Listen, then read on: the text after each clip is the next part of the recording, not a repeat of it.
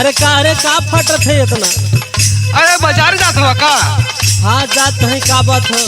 आई तनी सामान ले ले। अच्छा तो रोज रोज तोहर घटले रहा।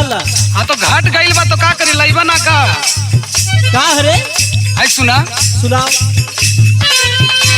झूलनिया झोपेदार लइहा बलमू, झूलनिया झोपेदार लइहा बलमू, जाता रानो नारी के बाजार हो, झूलनिया झोपेदार लइहा बलमू।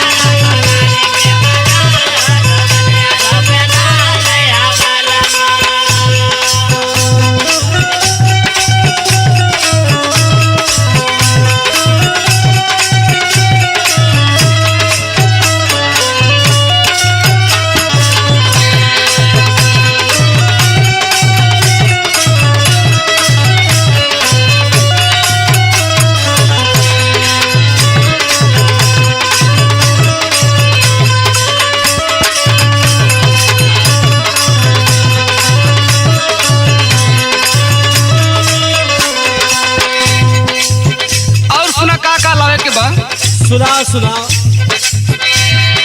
छिट्टेपुर से नथिया लइहा, कमरे से कनवाली,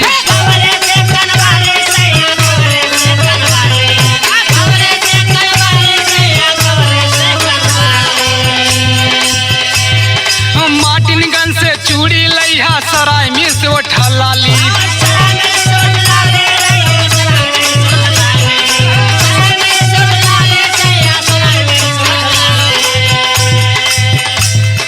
छिट्टेपुर से नथिया लइहा, कमरे से कनवाली, माटिनगंज से चूड़ी लइहा, सराय में से उठा लाली।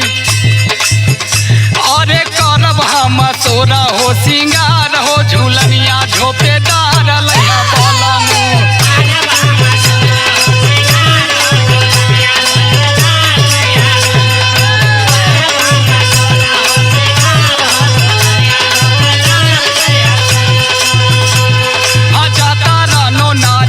बाजार हो, झूलनिया झोपेदार लइहा बलमू।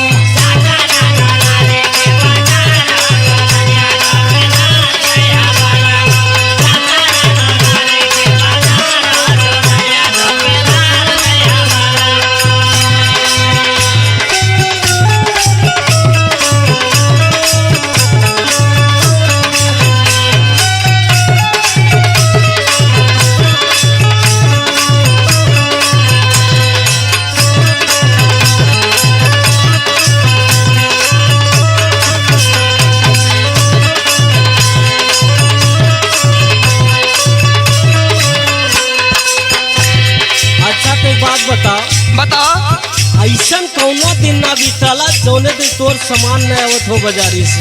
हम बड़ा बाजार से रोज लाके दे देत हवा। अच्छा है सुना। फूलपुर से पिया कजरा लइहा, जौनपुर से पैजनिया,